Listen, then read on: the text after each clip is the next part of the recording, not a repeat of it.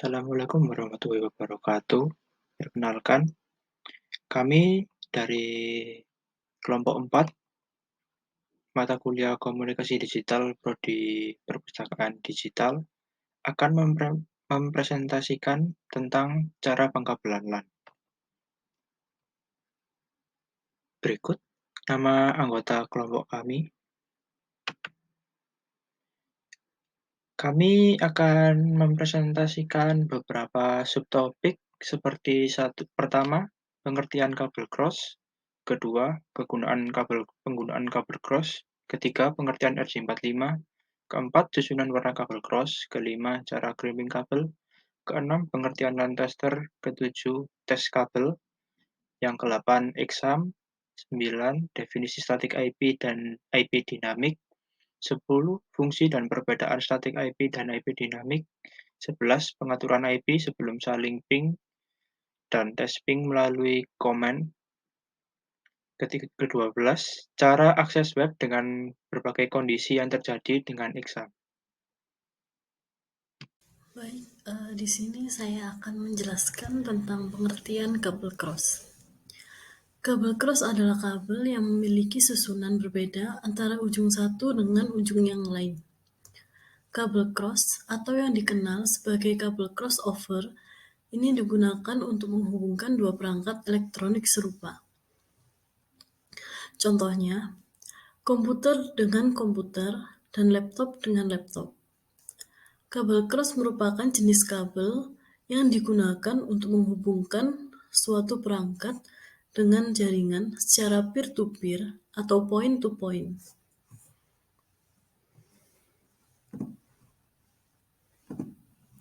Selanjutnya, fungsi kabel cross. Yang pertama adalah untuk penghubung dua komputer. Yang kedua, untuk penghubung dua buah switch. Ketiga, penghubung dua hub. Keempat, penghubung switch dengan hub. Kelima, penghubung komputer dengan router. Baik, saya akan menjelaskan pengertian RJ45. RJ adalah singkatan dari Register Jack yang merupakan standar peralatan pada jaringan yang mengatur tentang pemasangan kepala konektor dan urutan kabel. Konektor RJ455 memiliki fungsi untuk memudahkan penggantian pesawat telepon atau memudahkan untuk dipindah-pindah serta mudah untuk dicabut tanpa khawatir tersengat aliran listrik, dan menghubungkan konektor LAN melalui sebuah pusat net. Baik, saya akan menjelaskan susunan warna kabel cross. Warna kabel cross ujung 1. Kabel 1 putih orange, kabel 2 orange, kabel 3 putih hijau, kabel 4 biru, kabel 5 putih biru, kabel 6 hijau, kabel 7 putih coklat, kabel 8 coklat. Yang kedua, warna kabel cross ujung 2. 1 warna kabel putih hijau, 2 warna kabel hijau, 3 warna kabel putih orange, 4 warna kabel biru, 5 warna kabel putih biru, 6 warna kabel orange, 7 warna kabel putih coklat, 8 warna kabel coklat. Baik, saya akan menjelaskan cara untuk crimping kabel. Yang pertama adalah kupas kulit kabel secara selebar 2 cm, lalu susun rapi 8 kabel yang terdapat di dalam sesuai dengan gambar dan penjelasan di atas. Yang ketiga, luruskan kabel yang masih kusut. Keempat, ratakan ujung kabel yang memotong menggunakan tank crimping. Yang kelima, setelah yakin urutan warna besar dan ujung kabel sudah rata, masukkan kabel ke dalam konektor RJ5. Pastikan ujung kabel menyentuh ujung RJ45 dan jepitlah menggunakan tank crimping. Untuk langkah yang terakhir, setelah menyelesaikan kedua ujung kabel, uji menggunakan LAN tester. Jika semua lampu menyala, berarti kabel tersebut telah di-crimping dengan benar dan bisa digunakan. Selanjutnya, pengertian LAN tester. LAN tester yaitu mengecek atau memeriksa apakah kabel jaringan yang telah terpasang konektor RJ45 atau RJ11 sudah terpasang benar atau tidak. LAN tester bisa menjadi sebuah tools yang penting bagi administrator jaringan. Untuk fungsi LAN tester sendiri ada dua. Yang pertama, memeriksa kerusakan kabel jaringan. Ada banyak hal yang bisa menjadi penyebab jaringan tidak berfungsi. Salah satunya adalah karena kabel jaringan mengalami kerusakan akibat umur kabel yang sudah terlalu lama, atau bisa juga disebabkan oleh kualitas kabel dan jaringan yang buruk. Dengan menggunakan LAN tester, kita bisa dengan mudah memeriksanya. Tinggal menghubungkan kabel UTP atau jaringan pada soket LAN tester, maka kerusakan kabel dapat ditemukan. Dan untuk yang kedua, memeriksa pemasangan susunan kabel straight atau cross. Untuk mengetahui apakah kabel jaringannya sudah dibuat dengan susunan straight atau cross sudah benar atau tidak, kita dapat menggunakan LAN tester. Lampu menyala pada LAN tester menandakan benar atau tidaknya kabel jaringan sudah dibuat. Tandanya adalah bila kabelnya disusun bertipe straight atau cross, lampu akan berjalan sejarah. Namun apabila tipe kabel yang dibuat adalah bertipe cross, maka lampu indikator akan berjalan silang atau tidak searah. Tes kabel. Berikut adalah cara untuk mengetes kabelan. Yang pertama, masukkan konektor salah satu ujung kabel UTP pada port TX input tester. Kedua, masukkan konektor ujung kabel UTP lain pada port RX anak tester. Ketiga, LAN tester dengan menggeser saklar ke posisi auto. Setelah kedua ujung kabel UTP dihubungkan pada LAN tester, dapat diperoleh data sebagai video yang di bawah ini. Exam. Exam digunakan sebagai standalone server atau server yang berdiri sendiri, atau biasa disebut dengan localhost. Hal tersebut memudahkan dalam proses pengeditan, desain, dan pengembangan aplikasi atau web. Beberapa fungsi dari exam yaitu 1. Mengkonfigurasikan pengaturan database pada phpMyAdmin. Pertama, mampu mengatur halaman basis data pada phpMyAdmin tanpa perlu khawatir terjadi error, dikarenakan Anda hanya mengakses pada server lokal komputer saja. Dengan phpMyAdmin, Anda bebas untuk melakukan beberapa perubahan seperti mengedit, menghapus, mengupdate, dan menambahkan user pada database. Kedua, menjalankan Laravel melalui perangkat komputer. Kedua, Laravel merupakan salah satu framework milik PHP yang berfungsi untuk mempermudah programmer dalam mengembangkan tampilan website, sehingga dengan menggunakan exam akan lebih mudah dalam memodifikasi kode program atau script, serta membuat fitur dengan lebih cepat. Ketiga, menginstal WordPress secara offline. Yang terakhir, jika Anda ingin belajar WordPress, maka Anda dapat memanfaatkan menggunakan dari exam tanpa membutuhkan koneksi internet, sehingga sangat memudahkan dalam proses pengerjaan front-end maupun back-end. Baik, saya akan menjelaskan definisi static IP dan IP dinamik. Untuk static IP bersifat tetap dan tidak akan berubah kecuali diubah secara manual oleh administrator jaringan.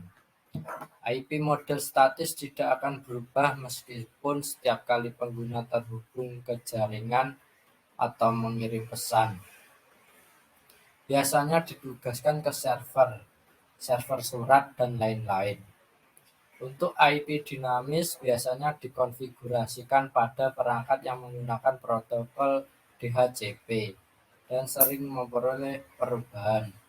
DHCP atau singkatan dari Dynamic Host Configuration Protocol. Server ini menggunakan sebuah sistem untuk melacak dan mencari informasi alamat IP yang asosiasi dengan elemen jaringan yang aktif. Baik, di sini saya akan menjelaskan tentang perbedaan static IP dan IP dinamik. IP statis tetap maksudnya adalah alamat IP yang tidak dapat diubah sampai pengguna ingin mengubahnya. Atau sebaliknya, IP dinamis sering berubah jika setiap pengguna terhubung ke jaringan. IP statis dikonfigurasikan oleh ISP atau Internet Service Provider. Sementara itu, IP dinamis dapat dikonfigurasi menggunakan DHCP. Risiko terkait peretasan situs web besar dalam alamat IP statis selalu konstan. Sebaliknya, ada risiko rendah terkait pada alamat IP dinamis. Ketika perangkat dikonfigurasi dengan alamat IP statis, itu dapat dilacak, sedangkan dalam hal alamat IP dinamis, pelacakan perangkat sulit karena alamat IP selalu berubah. Kelebihan IP statik. Yang pertama, fix atau tidak berubah. IP address tidak akan pernah berubah selama tidak ada yang merubahnya. Jika konfigurasi IP address sudah diterapkan secara manual pada komputer. Yang kedua, stabilitas. Komputer yang disetting secara statik tidak akan mengalami kejadian limited connection. Limited connection terjadi apabila komputer klien tidak menerima konfigurasi IP address dari DHCP server. Untuk ketiga, untuk penggunaan khusus. Cara statik ini bisa diterapkan pada perangkat jaringan yang memiliki fungsi dan kegunaan khusus. Contohnya, server, router, dan lain-lain. Apabila IP address pada router berubah secara tiba-tiba, otomatis pada klien akan mengalami perubahan juga. Seperti misalnya konfigurasi default gateway-nya. Kekurangan IP dinamis. Kekurangan IP statik. Yang pertama, tidak fleksibel. Bahwa pengaturan server tidak dapat ditransfer dari satu perangkat ke perangkat lainnya. Itu masih merupakan proses yang kompleks, dan itu berarti pengguna VPN harus berurusan dengan banyak downtime. Yang kedua, hampir tidak menawarkan solusi. Alamat IP statis normal tidak dapat diubah. Pada dasarnya akan terjebak dengan alamat IP itu. Ketiga, cukup merepotkan karena fase setup sama sekali tidak sederhana. Akan ada banyak pekerjaan yang terlibat, seperti proses yang sangat kompleks. Kelebihan IP dinamik. Yang pertama, keamanan yang handal. Dikarenakan alamat IP dinamik akan berubah secara teratur. Akibatnya, tidak ada kesempatan bagi siapapun untuk mengawasi lalu lintas online kita. 2. Ramah pengguna. Kita tidak perlu membuang waktu mencoba mengkonfigurasi IP pada setiap perangkat klien secara manual, karena server akan mengurus semua proses itu. 3. Tidak memerlukan biaya terlalu banyak. Biaya penyedia DHCP server lebih sedikit karena menghambat tenaga dan waktu dalam pemberian IP. Ini memungkinkan kita untuk menawarkan layanan dengan harga lebih baik. Kekurangan IP dinamik. Yang pertama, sulit untuk mengidentifikasi gangguan. Jika terjadi gangguan pada jaringan, kita akan kesulitan untuk mengidentifikasi gangguan tersebut, karena kita tidak mengetahui letak IP tersebut pada perangkat yang mana. Kedua, maintenance penomoran IP lebih sulit. Maintenance pada penomoran IP address dinamik lebih sulit karena IP bersifat dinamis dan tidak tetap. Jadi bisa selalu berubah-ubah klien. Ketiga, lebih sulit untuk mengecek klien. Karena kita akan kesulitan dan akan memakan waktu lama untuk melacak klien dan yang melakukan pelanggaran otoritas, atau karena kita tidak dapat mengetahui persis di mana letak pemilik IP tersebut.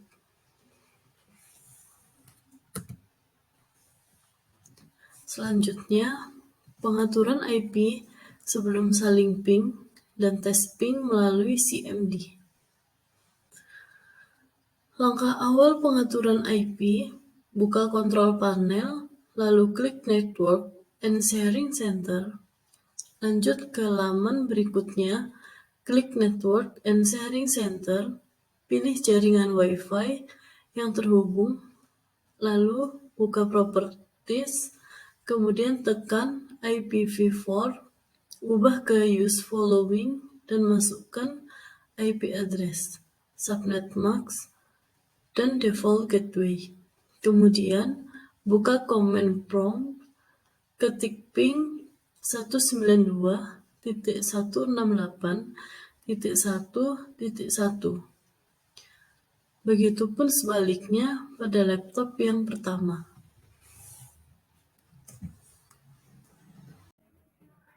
Lalu untuk cara mengakses web melalui static IP.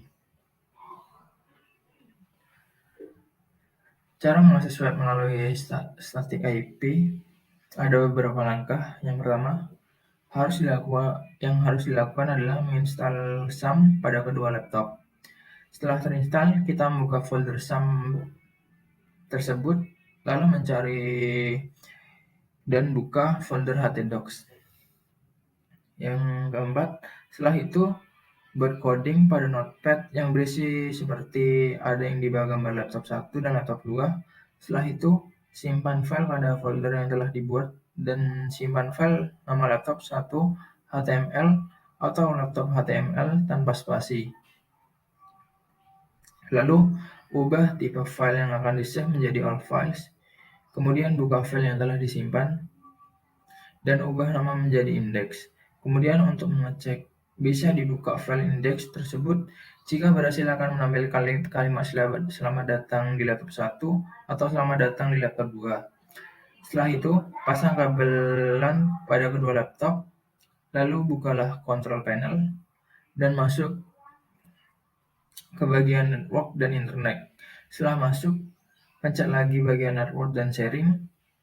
Setelah tersambung, klik nama Wi-Fi, masuk pada bagian properties, lalu pencet 2 kali tulisan Internet Protocol version 4 atau TCP IP4 4.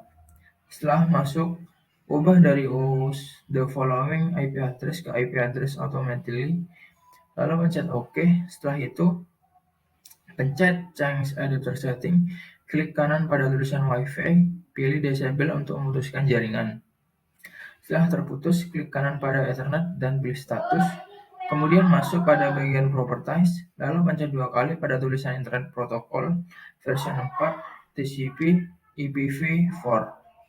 Setelah masuk, ubah dari IP address automatically ke Use Following IP address. Setelah diubah, masukkan alamat IP untuk laptop 1 menggunakan alamat IP sebagai berikut: 192.168.1.1, dan untuk laptop 2 menggunakan IP 192.168.1.2. Setelah memasukkan alamat IP, pencet OK dan lihat pada bagian details apakah alamat IP sudah sesuai dengan yang dimasukkan atau belum.